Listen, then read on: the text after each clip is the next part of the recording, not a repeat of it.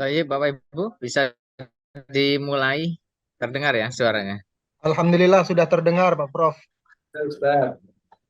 Cek sound, dengar ya. Iya, Alhamdulillah, terdengar. wadih. Baik, nabda'ul an. Bismillahirrahmanirrahim. Assalamualaikum warahmatullahi wabarakatuh. Waalaikumsalam. Waalaikumsalam Waalaikumsalam warahmatullahi warahmatullahi wabarakatuh. wabarakatuh. Alhamdulillah, wassalatu wassalamu ala rasulillah. La hawla wa la quwata illa billah. Allahumma la sahla illa ma ja'altahu sahla wa anta taj'alul hazna idza syi'ta sahla amma ba'du. Al-asatidzah wal ustadzat al-mudarrisun wal mudarrisat at-tullab wa talibat di barnamij al-magister di ta'lim al-lughatil arabiyyah di Jami'ah Pesantren Al-Islamiyah Mathali'ul Falah. Alhamdulillah nahnu naltaqi fi hadzal liqa ats-tsalis fi mada tatwir al-manahij atau tatwirul manhaj li ta'lim al-lughatil arabiyyah ma'akum Muhammad Abdul Hamid. Natamanna wa narju minallah ta'ala an takun hadhihi al-muhadharah wa hadhihi al-jalsah insyaallah ta'ala mufidah wa nafi'ah lana jami'an walil Amin. ibadi wal bilad wa nabda hadhihi al-muhadharah qira'ah basmalah. Bismillahirrahmanirrahim. Bismillahirrahmanirrahim. Ta'lamna Bismillahirrahmanirrahim. wa nafna wa eh, bahasna an manhaj fi mafhumihi at-taqlidi wal manhaj fi mafhumihi al-hadis wa aidan takallamna al-aqibah wa tatada'iyat di mafhum hadzal manhaj taqlidiyan wa hadisan wa fi hadzal liqa ana sa ukmil wa astamir insyaallah fi mukawinatil manhaj. Komponen atau unsur dari kurikulum. Nah, komponen atau unsur dari kurikulum awana astahdim kalimah mukawinatil manhaj au anasiril manhaj. Idza kan al manhaj yu'arrab bi annahu majmu'ah minal khabarat at-ta'limiyah, majmu'ah minal ma'lumat, seperangkat, namanya seperangkat, kira-kira majmu'ah itu isinya apa saja, komponen minimal yang harus dalam kurikulum apa saja.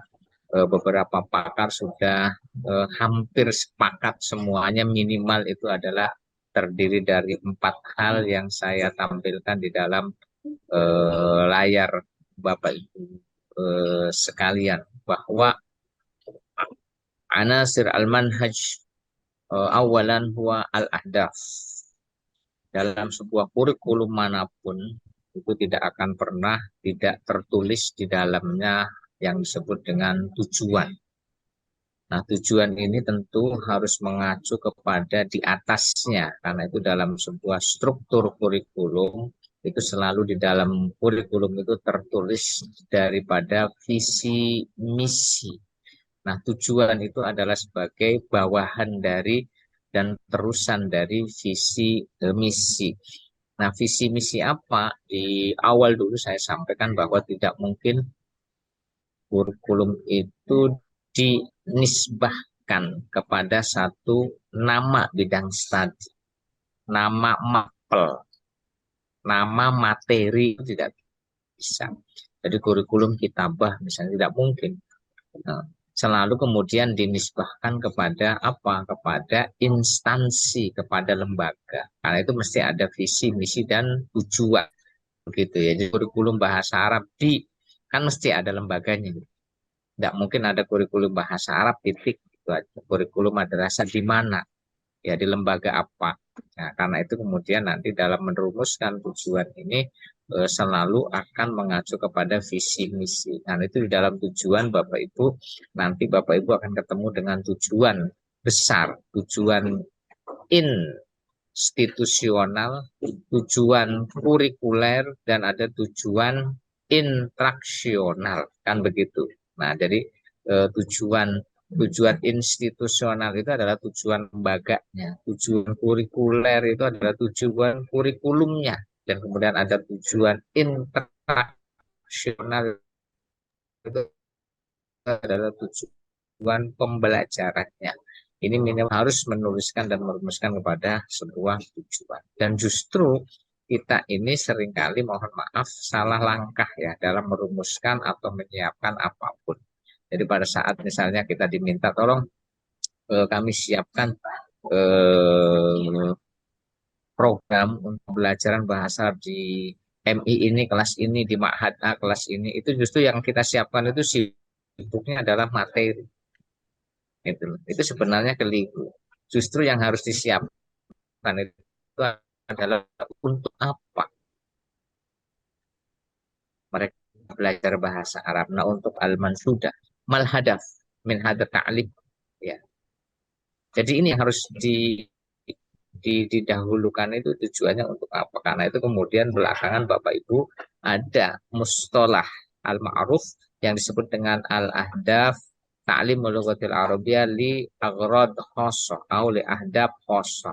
Dalam bahasa Inggris disebut dengan ISP ya, English for Specific Purposes ya. Jadi bahasa Arab untuk tujuan tertentu. Jadi orang belajar bahasa Arab itu tujuannya hanya tertentu saja. Misalnya Bapak Ibu sebagai konsultan bahasa Arab, tolong ini saya mau tugaskan sebagai eh, apa namanya diplomat di Timur Tengah.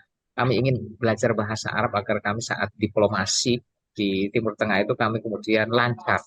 Nah, maka berarti sudah jelas tujuannya hanya untuk urusan diplomasi, kan begitu. Kemudian juga Bapak Ibu misalnya diminta oleh Kementerian Tenaga Kerja, Bapak Ibu kan ini ahli bahasa Arab, konsultan bahasa Arab, master bahasa Arab. Tolong kami dibuatkan ini para TKW-TKW yang akan berangkat ke Timur Tengah itu siapkan dong pembelajaran bahasa Arabnya. Maka ini berarti bahasa Arab untuk tujuan TKW sehingga Bapak Ibu bisa menulis kurikulumnya Al-Arabiya li Tikiwi misalnya kan begitu. Al-Arabiya li Tikiwi. Nah, bahasa Arab untuk TKW sehingga tidak diajarkan apa? Tidak diajarkan fikih, tafsir dan seterusnya. Wong ini Al-Arabiya li Tikiwi kok.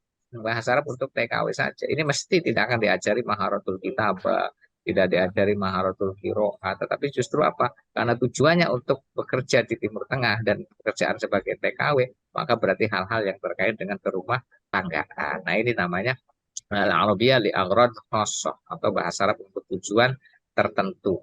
Inggris disingkat dengan ISP, Arabic mungkin disingkat dengan ISP. Jadi Arabic for Specific Purposes, Al-Arabiyah li aghrad khassah, Al-Inggrisiyah li aghrad khassah. Nah, ini tujuan. Komponen pertama tujuan nanti kita bahas bagaimana merumuskan tujuan. Wasani al-unsur asani wa al-muhtawa. Al-muhtawa di sini Bapak Ibu bukan materi secara rinci karena kurikulum itu adalah bukan ya pedoman rinci tetapi pedoman-pedoman pokok. Karena itu dalam sebuah kurikulum untuk mencapai tujuan di atas maka dibutuhkan materi. Nah, materi itu di sini artinya apa? Materi-materi pokok. Ya, jadi pokok-pokok bahasan saja. Nah, jangan kemudian disiapkan modulnya, disiapkan detail dan seterusnya. Itu nanti di bawah dari kurikulum itu yang kemarin kita diskusikan ada silabus dan ada RPP. Nah, itu. Jadi cukup misalnya di dalam untuk mencapai agar para peserta dalam ada tadi misalnya contohnya TKW itu kemudian menguasai ABC ini maka materinya adalah ABC. Udah itu aja. Nah, nanti ABC itu nanti akan dirumuskan oleh tim untuk apa? Berupa modul, berupa buku, kan begitu. Berupa kemudian apa namanya? Ibu, berupa kemudian aplikasi. Nah, begitu itu nanti rinciannya tentang isi dari topik-topik yang ada di dalam kurikulum. Nah, kemudian Asalis itu adalah nasyatot at-ta'allum. Bisa juga di sini itu artinya metode dan media.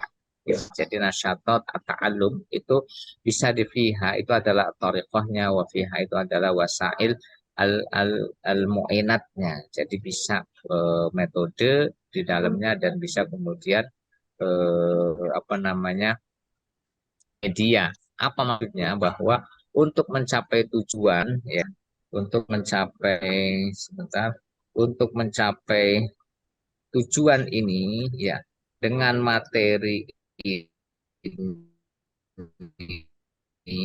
maka butuh media sehingga semua ini adalah saling terkait karena itu panahnya sudah jelas. Jadi panahnya adalah saling terkait bolak-balik bukan hanya jalan seperti ini saja tapi juga bisa jalan balik seperti ini. Nah, ini Bapak Ibu. Jadi ini adalah merupakan komponen unsur. Nah, kalau salah satu unsurnya tidak ada, maka kurikulum itu dinyatakan tidak lengkap alias cacat gitu ya, mohon maaf kalimatnya begitu ya gitu. Yang terakhir Bapak Ibu, nah di sini itu bisa kemudian toriko ya, kemudian di sini juga bisa kemudian apa, wasilah, media pembelajaran di nasatot at ta'alum. Dan yang terakhir itu adalah evaluasi. Bagaimana sistem penilaian? Apakah siswa dengan tujuan A, B, C, dengan materi yang ditentukan di sini itu, kemudian dengan kegiatan, dengan metode, dengan media yang sudah ditentukan di dalam kurikulum, apakah sudah tercapai atau belum? Maka dibutuhkan asesmen, ya, evaluasi di dalam kurikulum. Evaluasi nanti mencakup mulai kapan dan bagaimana, kapan waktu mengevaluasinya, hal ba'da syar, hal ba'da kulli usbu'ain, hal evaluasi baik formatif maupun sumatifnya, dan itu harus dijelaskan di dalam kurikulum. Tidak kemudian Bapak Ibu di dalam ini menyediakan instrumennya nanti, karena instrumen itu sebagai isi dari evaluasi akan dibahas di dalam bersamaan dengan menyusun muhtawanya, menyusun materinya. Nah, wa kaifa ala qahadi al-arba'ah, tujuan, kemudian muhtawa, kemudian ke atau ta'alim, kemudian ini adalah wahdatun mutarabithah. Nah, wahdatun mutarabithah wa mutamasika, satu kesatuan yang utuh yang merupakan saling terkait. Karena itu panahnya ada yang samping, ada yang ke kanan kiri, ada yang atas ke bawah, karena ini adalah merupakan unsur dari kurikulum. Kalau salah satu unsurnya tidak ada, maka kurikulum itu dinyatakan tidak sempurna. Karena ini adalah unsur. Karena itu kemudian kurikulum didefinisikan sebagai majmu'atul khibarat alamiah, majmu'atul nasyatat, kan begitu, seperangkat yang berisi di dalamnya ada isi, ada tujuan, ada materi, dan ada sistem evaluasinya yang digunakan dalam proses belajar di suatu lembaga tertentu. Baik, Bapak Ibu sekalian, untuk lanjutannya adalah dalam merumuskan tujuan yang tadi saya sampaikan Bapak Ibu, yang umum sekarang ini digunakan itu adalah tasnif belum, taksonomi belum ya Bapak Ibu, yang kemudian itu adalah direvisi oleh Andreas dari pemikiran belum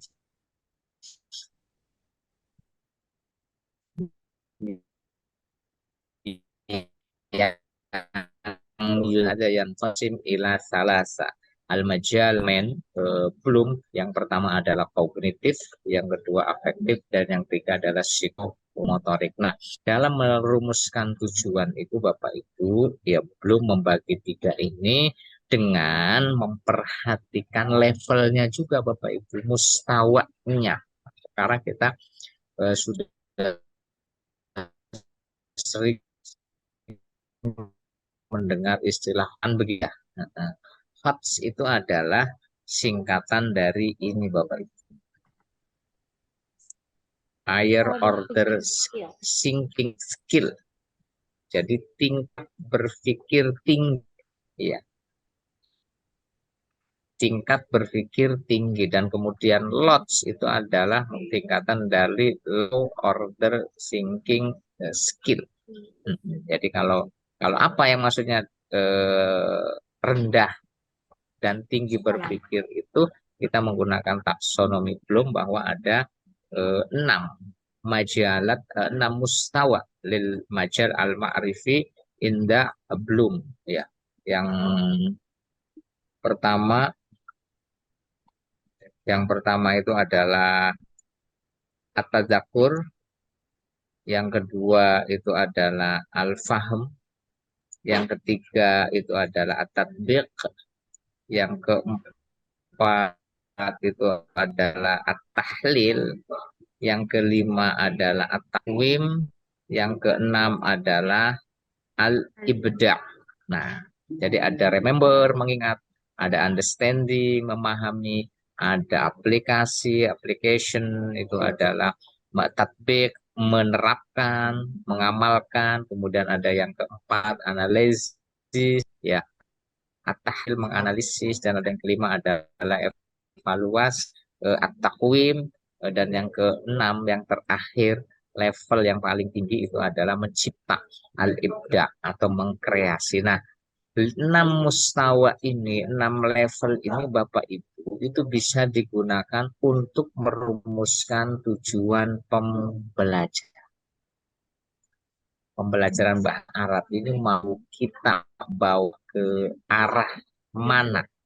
Ya, saya beri contoh misalnya aplikasi begini Bapak Ibu. Iya ya, kok belajar bahasa Arab kok mengulang-ulang terus? Kan begitu, sering ada soal ya. MI belajar mubtada khobar, MTS mubtada khobar, aliyah mubtada khobar, perguruan tinggi S1 mubtada khobar. Kan begitu. Terus kemudian master S2 itu diajari mubtada khobar. Ini kan mengulang-ulang terus. Itu artinya apa? Menghabiskan waktu. Bukan itu sebenarnya Bapak Ibu. Nah, kalau Bapak Ibu melihat taksonomi Bloom fi mustawayat al-majal al-ma'rifi, bahwa dalam kognitif itu ada levelnya, ada tingkatnya, Bapak Ibu sebenarnya bisa menerima. Saya beri contoh misalnya, oke,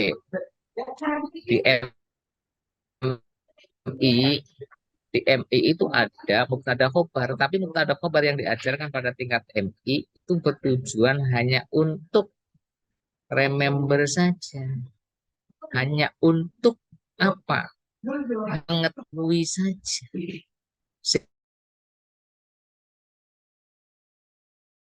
Sehingga kemudian yang penting hafal. Nah, begitu marfu'un fi awalil jumlah.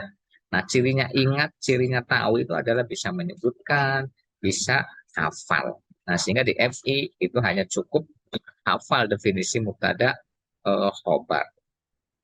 Nah, terus yang berikutnya kalau paham, nah ini mungkin sanawiyah ya mubtada khobar tapi naiklah sedikit. Paham, paham itu artinya apa?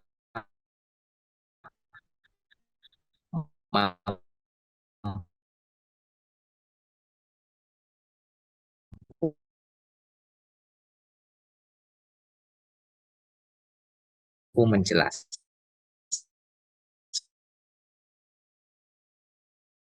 nanti Bapak Ibu bisa mencari di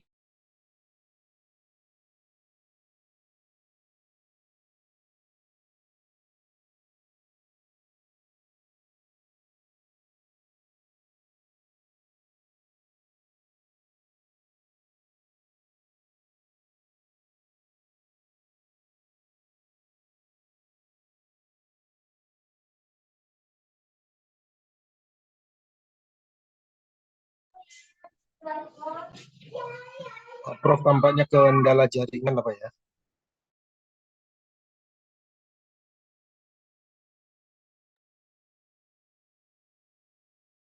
Afwan, Afwan Ustaz, ini memang benar sepertinya kendala jaringan ini.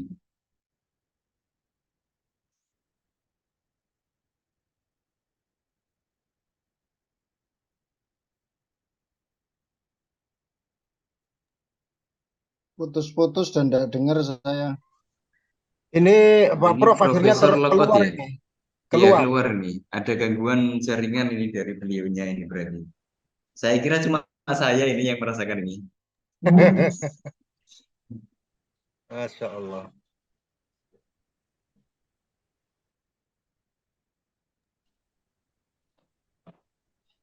Sabron intindoron.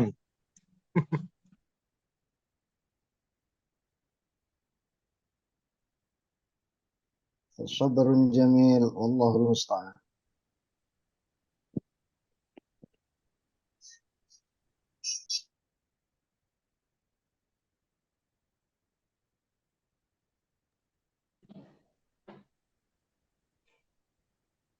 Jadi alhamdulillah ya, setelah tadi kurang lebih 28 menit ini saya secara pribadi mendapatkan satu pencerahan yang sangat istimewa lah begitu dari Pak Prof tadi tentang kurikulum yang selama ini bahkan saya pribadi yang sudah di sekolah ya ternyata dengan pemahaman ini juga Masya Allah. Nah ini aduh bahaya ini. Your meeting will end in 10 minutes. Ustadz, tolong itu yang di grup Profesor Hamid dijawab Ustadz. Maksudnya gimana itu ya? Minta tolong password dan username-nya gimana maksudnya Ustadznya itu? Di grup kelas. Halo? Halo, gini aja. Karena waktunya tinggal berapa ini Ustadz Fatur Rahman? Ustadz Hamid minta dibantu. Sebentar. Ini kayaknya tadi Ustadz Fatur Rahman ini mengatakan tinggal Iya. berapa menit lagi. Betul. Tinggal 10 menit tuh kayaknya. Tinggal 10 menit. Tinggal 10 menit ya Ustadz ya? Iya. Ini mohon Keluar maaf lagi. para asatid sekalian. Sekali lagi saya Iya. sampaikan ini Zoom ini sebenarnya Zoom premium loh. Saya sudah komplain sama Iya. sellernya ini dan ya Allah. Ya nggak apa-apa Ustadz paham, kami paham. Cuman itu loh Ustadz Hamidnya tolong dijawab. Ustadz Hamidnya itu kirim pesan. Atau gini, Ya. ini kita perbarui lagi karena tinggal 10 menit. Zoom-nya Ustadz. Ya, Siap. Berarti Iya, keluar nanti lagi masuk direkam lagi aja ulang, gitu ya Ustadz. di Iya, link yang gitu sekarang. aja Ustadz. Siap. Iya, Tetap di Zoom ini ya. dikeluarkan dulu. Iya Ustadz. Siap, nggih. Assalamualaikum. Sudah Ustaz ya. Mudah-mudahan ini lancar. lebih lancar. Amin. Sudah suara terdengar tadi putus-putus ya. Alhamdulillah. Ya, Prof. Al-an wadih Ya, jiddan Ustaz. ya Prof. Halo Bapak Ibu. Halo. Wadih. Baik, Wadih. saya ambil PPT yang tadi. Wadih jiddan insyaallah. Baik, Amin. saukmil Bapak Ibu. Apa tadi?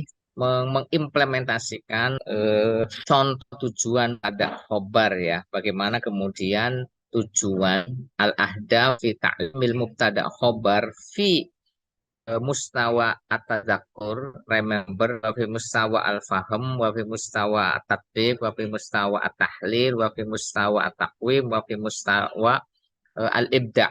Nah, supaya nanti Bapak Ibu pada saat merumuskan tujuan itu betul-betul bukan hanya materinya yang ditingkatkan gitu loh Bapak Ibu.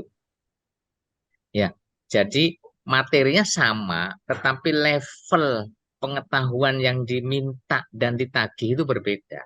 Ya, jadi misalnya ya, sama-sama mengajarkan mubtada khobar. Ya, lakin mubtada khobar yang diminta hanya pada tazakkur, remember, cukup bahwa begitu siswa mampu menyebutkan, mampu hafal tentang definisi mubtada khobar, maka nilainya 100. Sudah tercapai tujuannya, kan begitu. Baik, sekarang mustawasani al-faham. Apakah setiap yang hafal itu paham? Tentu tidak, kan begitu. Ya, ya. Yang paham itu belum tentu Yang hafal itu belum tentu paham. Kita sepakat itu. Ya, maka berarti beda antara at-tadzakur dengan al-faham. Kalau al-faham bagaimana? Mubtada khobar itu kalau paham, indikatornya, salah satu indikatornya adalah mampu menjelaskan, mampu memberi contoh. Nah, sehingga misalnya tujuan mubtada khobar pada level al-faham itu tagihannya bukan hanya hafal, bukan hanya mampu menyebutkan, tetapi mampu memberi contoh mubtada khobar itu apa.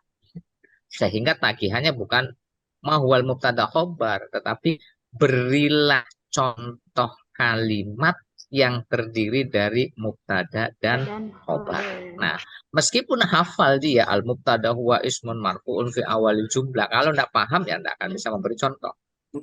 Kan beda Bapak Ibu ya tagihannya. Baik, wasalis itu adalah at-tatbiq, mampu mengaplikasikan, itu adalah mampu menerapkan.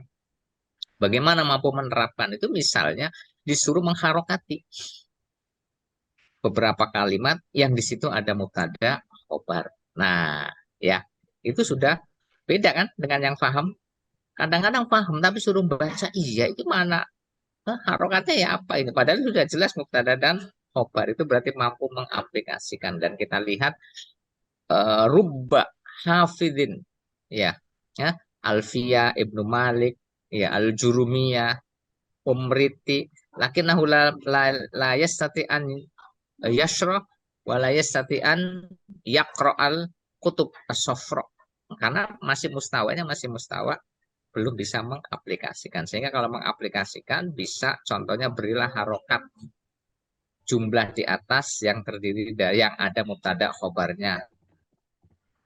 Berilah garis bawah jumlah yang ada pada paragraf di atas sebagai mubtada dan khobar. Nah, itu sudah praktek Bapak Ibu.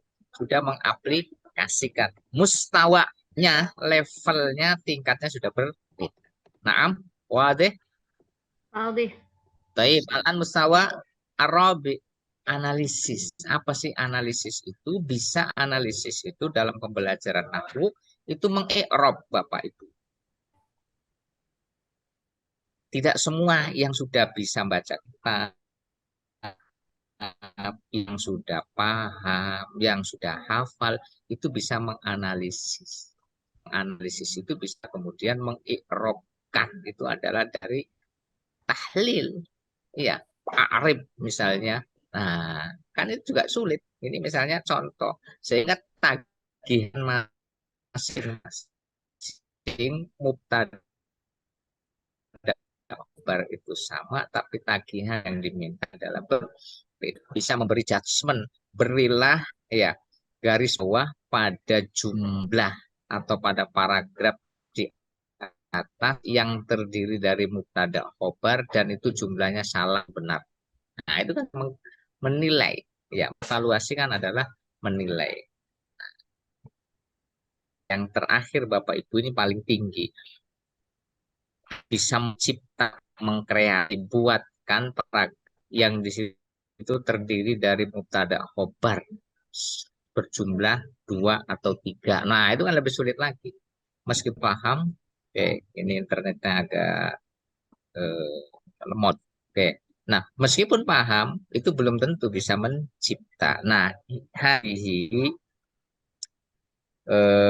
Bapak Ibu mana?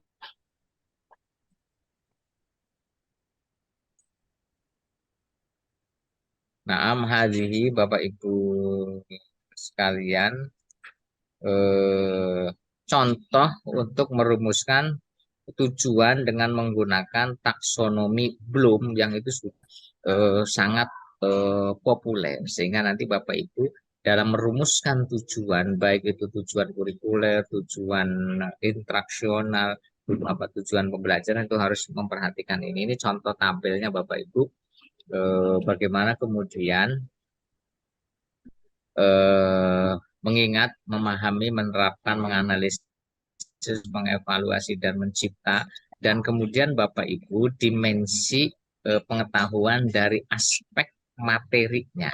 Ya, kalau tadi saya memberi contoh dari aspek kognitifnya, sekarang dari aspek materinya. Nah, materi itu bisa sifatnya faktual, materi itu bisa sifatnya konseptual, materi itu bisa sifatnya prosedural, dan materi itu bisa sifatnya metakognitif.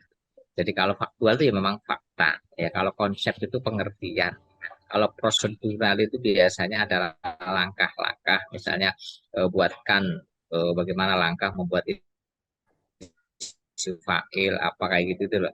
Nah, ini sebenarnya juga sudah saya tulis di dalam bukunya M. Abdul Hamid ini tentang eh, beberapa jenis materi itu. Nah, ini gabungan bagaimana hubungan antara tujuan, ya, mulai dari 1 C2 C3 C4 yang disingkat adalah singkatan dari kognitif. Satu itu adalah mengingat, atau zakur tadi, al-faham, dan kemudian sampai yang terakhir.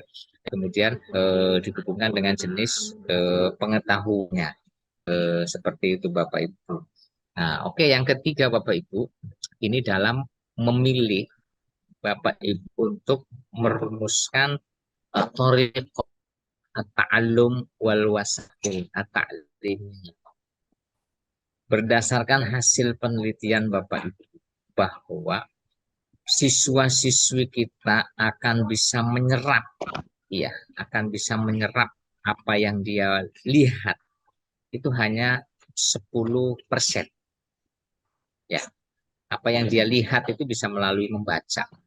Kan begitu. Ya, itu hanya 10%.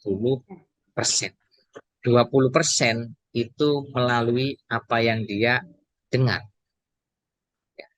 30% ya, itu adalah melalui penglihatan dengan konsentrasi. Ya. Terus kemudian 50% itu justru melihat dan mendengar. Nah, yang 70% itu dari apa yang dia sampaikan dan apa yang dia tulis.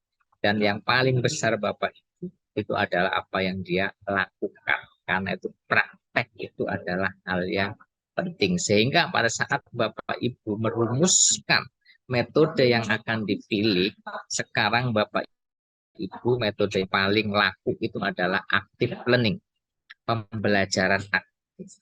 Pembelajaran aktif itu melibatkan siswa untuk berperan aktif. Saat ini saya sedang menerapkan pembelajaran yang sebenarnya itu tidak efektif.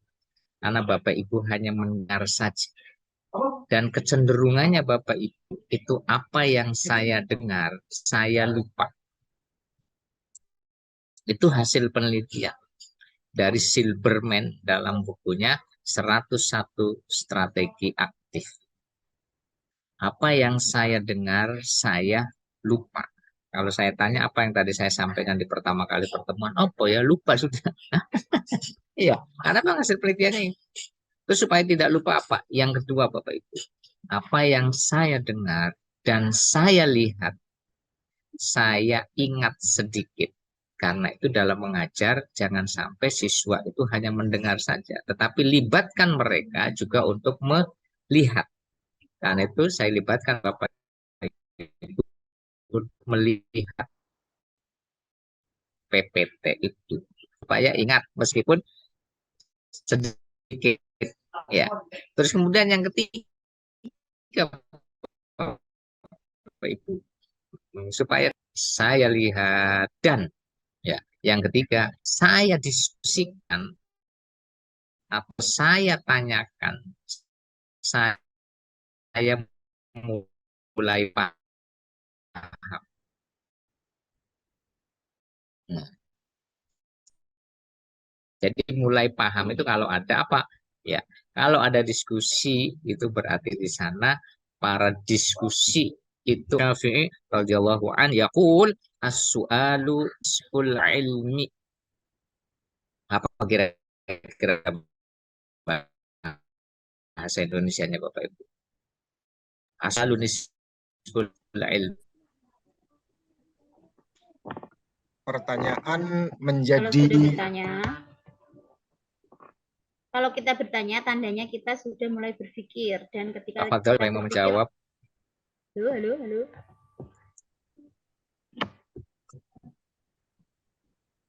Ya, Bapak Ibu bertanya adalah Bagian dari Oh, dari ilmu. pemerolehan ilmu. Naam, siapa yang jawab as-su'al sul ilmi? Siapa kan mendapatkan Oh, nggak terdengar ya. putus-putus? Putus-putus Apa? suaranya Ustaz. Suara saya terdengar ya Bapak Ibu ya? Putus-putus agak Ustaz.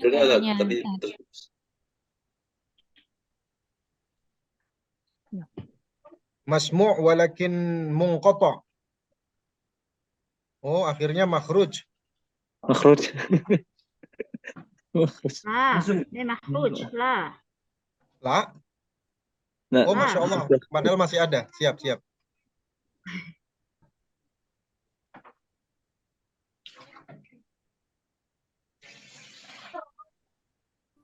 Halo. Ada Bapak Ibu ya? Masih ya? Alhamdulillah, qad wadih ya Ustaz. Ya, masih alhamdulillah. Oke, tasalnya. Ya, as-su'al ilm itu apa Bapak Ibu? Kalau kita bertanya, berarti kita sudah berpikir tentang apa yang kita dengarkan atau kita lihat itu, Ustadz. Ketika kita sudah berpikir, berarti ada ilmu pengetahuan yang kita Ya, peroleh. asal nisful ilm. soal babun minal ilm. Ya, Imam Asy-Syafi'i yaqul as-su'alu nisful ilmi. Kira-kira terjemahannya apa ya? Bertanya adalah Bertanya itu sebagian dari ilmu. Ilmu. Bagian dari ilmu itu apa maksudnya? Pintu. Bagian dari Kunci upaya dari mendapatkan ilmu, informasi. Kunci dari ilmu. Itu.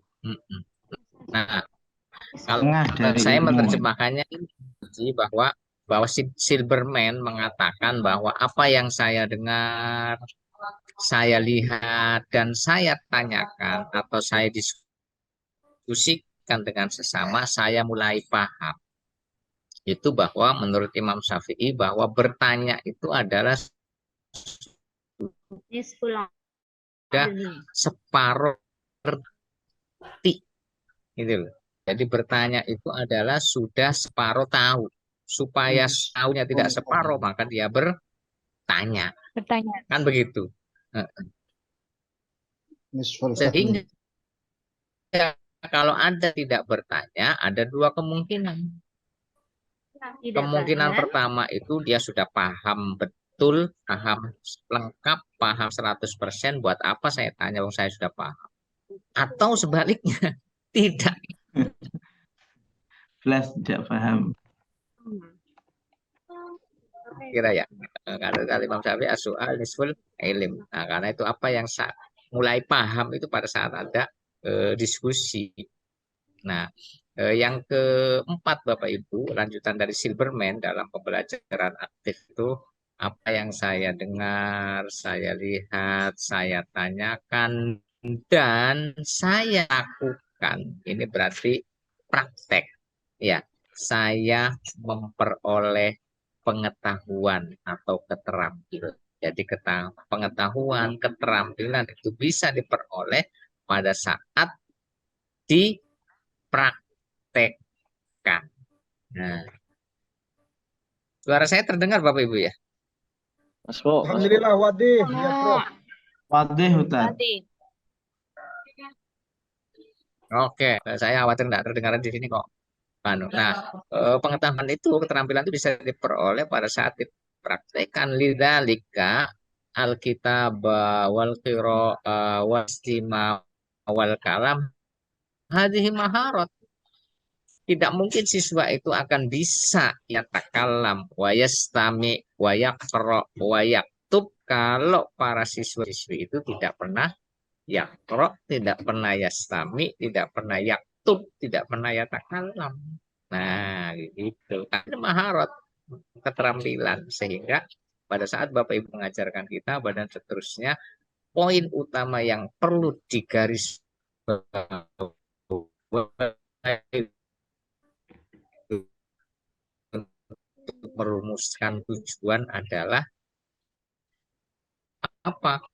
mampunya itu metodenya yang digunakan di kesempatan kepada para mahasiswa, para siswa, para santri untuk yastami, yaqra, wa yatakallam, wa yaktub. Nah, itu Bapak Ibu terkait dengan tujuan dan kegiatan pembelajaran serta isi yang terakhir adalah evaluasi. Ya, kegiatan evaluasi dalam kurikulum itu artinya sistem penilaian dalam kurikulum itu kapan dilakukan, itu harus tertulis di dalam kurikulum, bagaimana caranya itu harus tertulis di dalam kurikulum. Tentang nanti soalnya, bentuk-bentuk pertanyaannya, instrumennya itu nanti akan ditulis di dalam silabus dan RPP. Toyib hadihi arba au khamsah anasir li manhaj, ya minimal ada 4 atau ada yang menyebut 5 karena memecah nasyatat alum ila tariqal wasail alal aql wa idza kan hunaka su'al fal yatafaddal masyhur. Soalnya Ustaz. Saya izin, Yai. Oke, Ustaz. Ibu siapa dulu? Pak Siti dulu atau Ustaz Fatur Rahman? Tafadholi ya Ustazah Siti Muizzah. Ustaz Fatur Rahman mau izin Jumatan itu dia Ustaz. Oh iya, tapi belum. Saya mau menanyakan juga. Insya Allah 10 menit ke depan baru menuju. Oh iya iya.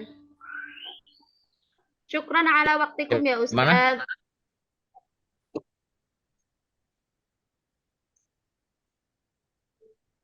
Halo. Tafadholi ya. Ya.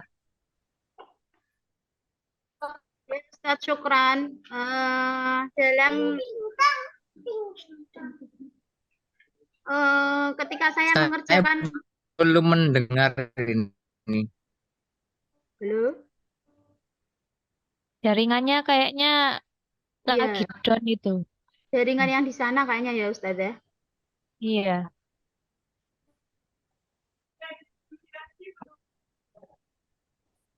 Halo, putus-putus ya. Mungkin bisa Suara, di lewat chat, Gus. Iya, kayaknya putus-putus ya, dan hilang ya.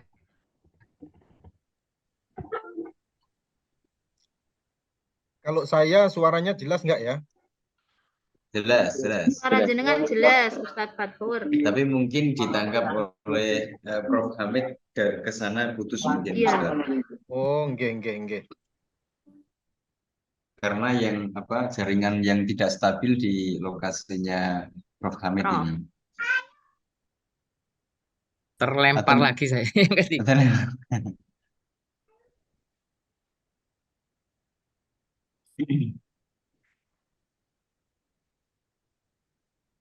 Hanya lewat chat aja Ustaz.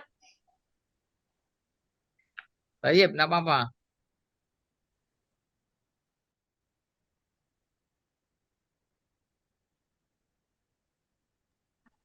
Mungkin mohon izin, mungkin bisa disiasati untuk sementara Pak Prof. Abdul Hamid bisa mematikan videonya aja, mungkin loh ya.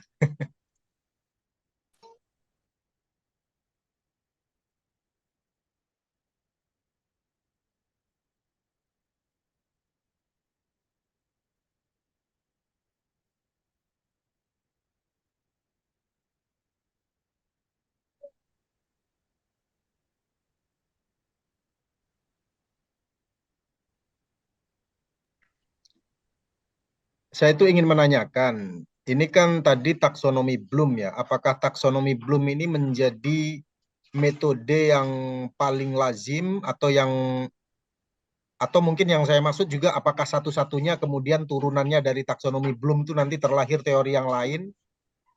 Apakah itu yang pertama? Yang kedua, apakah taksonomi Bloom ini bisa misalkan dilakukan secara acak ya, maksudnya katakanlah kita membuat kurikulum misalkan langsung melompat pada misalkan tahap tahap tahlil misalkan gitu, kemudian takwim hingga ibda dan lain sebagainya, itu kira-kira Ustadz.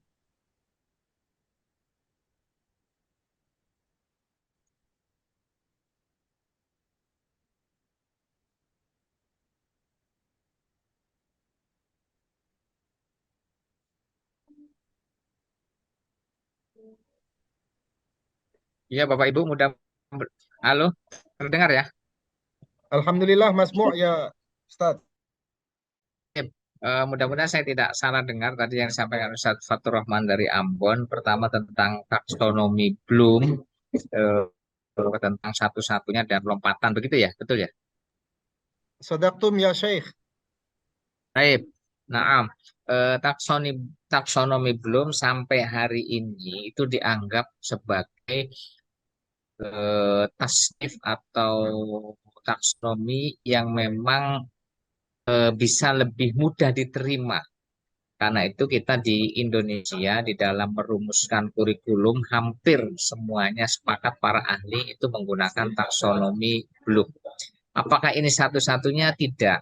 Ya, kalau kita lihat Bapak Ibu di beberapa standar pembelajaran bahasa khususnya itu ada memang standar eh, ukuran tingkat kognitif yang berbeda.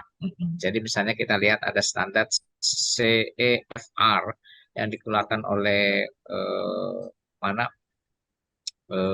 Eropa dalam merumuskan tentang kemampuan berbahasa, mulai dari A1, A2, B1, B2, C1, C2. Itu khusus memang dalam bidang bahasa. Ustaz Rahman ya, nanti bisa cek di Google kalau untuk mendalami ini nanti CEFR ya. Itu nanti terkait dengan level kemampuan berbahasa asing secara internasional untuk semua bahasa. Jadi kalau C1 itu apa, C2 itu apa, A1 apa dan seterusnya itu sudah ada apa namanya panduannya ada. Yang mana yang lain digunakan untuk umumnya itu orang menggunakan CEFR tadi itu untuk kemampuan berbahasa, dan secara umum yang lebih sesuai dengan semua bidang studi itu adalah untuk taksonomi. Apakah bisa kemudian kita melompat begitu mengajarkan langsung ke tahlil? Tidak ada masalah, boleh. Tetapi belum itu membagi pengetahuan itu ke dalam 6 level tadi itu. Jadi silakan kalau kemudian saya pengen, oh ya janganlah kalau hafal, karena begini Bapak Ibu, itu kan anak diibaratkan seperti anak tangga. Anak tangga yang paling rendah itu kan adalah at-tadzakur, remember, mengetahui itu. Untuk mencapai tahlil itu maka harus anak tangga 1, 2, 3 itu harus dilalui. Begitu. Nah, tentang kemudian akhirnya, endingnya nanti pada saat setelah proses mereka itu mampu menganalisis ya juga tidak apa-apa. Karena itu nanti Bapak Ibu sebagai informasi, nanti tolong dicek juga tentang kata kerja operasional Bapak Ibu. Kata kerja operasional dalam merumuskan tujuan dan indikatornya harus menggunakan kata kerja operasional. Di KKO itu nanti di Google itu sudah akan ada tersendiri, bahkan terbaru Bapak Ibu, seperti yang minggu lalu saya sampaikan bahwa siswa-siswi kita, mahasiswa-mahasiswi kita itu adalah mereka generasi Z, generasi teknologi, bahkan sudah ada kata kerja operasional yang khusus pada bidang teknologi. Itu mereka mampu apa, itu nanti bisa dicari di Google Bapak Ibu, agar kemudian Bapak Ibu bisa mengikuti perkembangan terkait dengan isu-isu kontemporer saat terkait dengan Tuhan. Yang berikutnya, ini ada pertanyaan, kegiatan pembelajaran pendidikan atau model pembelajaran bukan lagi itu bagian dari yang kita gunakan dalam kegiatan pembelajaran. Pertanyaan pertama, bagaimana cara memilih materi untuk peserta didik? Kebanyakan guru-guru masih mengikuti alur yang ada di buku pembelajaran. Oke, yang kedua, di buku 1 yang kami baca, unsur ketiga dari kurikulum adalah kegiatan pembelajaran, tapi di buku 1-nya lagi adalah strategi. Oke, yang tadi saya sebutkan pertama, memilih materi Bapak Ibu, saya selalu menyampaikan bahwa antum a'lam bi situasikum wa kondisikum, itu penting ya. Ya, jadi antum a'lam bi situasikum wa kondisikum wa tulabikum wa madrasatikum wa ma'hadikum dan seterusnya begitu loh. Ya. Artinya apa Bapak Ibu? Prinsip utamanya materi apapun, strategi apapun ya harus sesuai dengan kondisi di mana Bapak Ibu mengajar dan siapa yang Bapak Ibu ajar dan apa yang Bapak Ibu ajarkan. Ini tiga hal ini penting. Ya, satu adalah karakteristik materi Bapak Ibu. Apa yang Bapak Ibu ajarkan. Yang kedua, di mana Bapak Ibu ngajar itu adalah lokasi tempat Bapak Ibu ngajar karena ini terkait dengan fasilitas Bapak Ibu. Ya.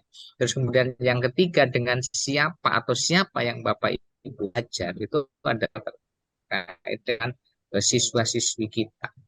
Ini tiga hal penting ini harus diperhatikan dalam memilih materi. Ya, materi A bisa jadi sama-sama apel Bapak Ibu, sama-sama daging, dan kita sepakat bahwa apel itu bagus, bahwa daging itu bagus karena mengandung protein, ya, karena apel buah-buahan mengandung penting untuk kesehatan dan terus. Tapi pada saat menyajikan apel untuk kakek nenek kita yang punya gigi, ya kita kan butuh strategi lain. Kan begitu Sahabat Rahman ya? Iya kan? Ya, kan Siap. tidak mungkin kita daging misalnya, kita sate itu enak. Tapi kalau kakek nenek kita yang nggak punya gigi, masa kita beri sate? Hah? Gimana cara gigitnya? Hah? Nggak punya gigi? Hah? Kan begitu. Hah? Kan siapa ini yang akan kita beri ini siswa-siswi kita ini kan kita harus tahu. Ya, atau kemudian anak kita yang masih usia setahun, masa kita beri daging yang kemudian disate itu, beri apel yang gelondongan itu kemudian suruh gigit, wong giginya belum tumbuh, terlempar lagi. Ini pertanda harus segera diakhiri. Hah? Oke, Padahal kita masih semangat sekali.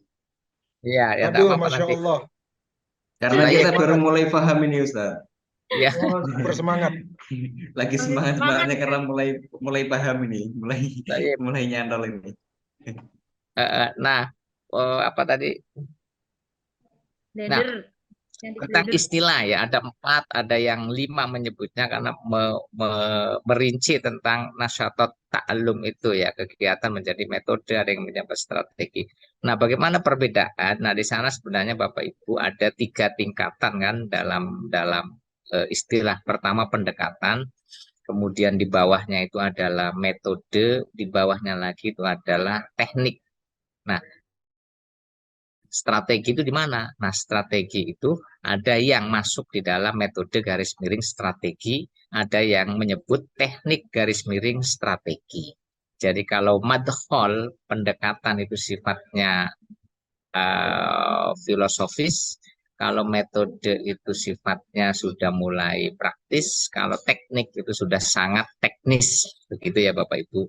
Nah, strategi ada yang memasukkan di metode dan ada yang memasukkan di eh, mana teknis di tekniknya itu.